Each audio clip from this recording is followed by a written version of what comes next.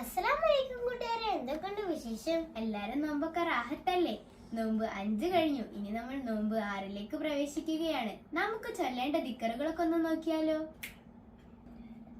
അഷ്ഹദു അല്ലാ ഇലാഹ ഇല്ലല്ലാഹ്, അസ്തഗ്ഫിറുല്ലാഹ്, അസ്അലുക്കൽ ജന്നത വഅഊദു ബിക മിനൽ നാർ. റമളാനിൽ ഏറ്റവും കൂടുതൽ ചൊല്ലേണ്ട ദിക്കറാണിത്. അല്ലാഹുമ്മർഹംനി യാ അർഹമുർ റഹീമീൻ.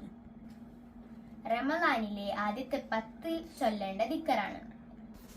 അല്ലാഹുമ്മ ലാ തഹ്ദി ഫീഹി ബിതഅറുലി മഅസിയതിക വലാ തളരിബ്നി ഫീഹി ബിസാതി നിക്കുബതിക വദഹ്സിനി ഫീഹി മിൻ മൂജിബാതി തഹതിക ബിമന്നിക യാ മുൻതഹ റഹമതി റഈബീന ബിറഹ്മതിക യാ അർഹമുർ റഹീമീൻ. ഇത് റമളാൻ 6ൽ ഓതേണ്ട ദിക്റാണ്.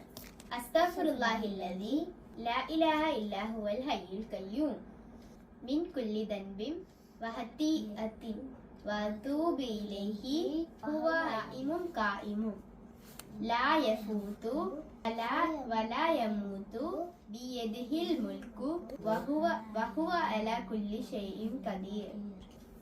ഇത് റമളാനിന്റെ എല്ലാ രാപ്പകലുകളിലും ഓതണം. 10 തവണ ഓതണം. കൂട്ടുകാരും ഇത് ഓതണം. ഇൻഷാ അല്ലാഹ് ഞങ്ങൾ വീണ്ടും വരാം. അസ്സലാമു അലൈക്കും.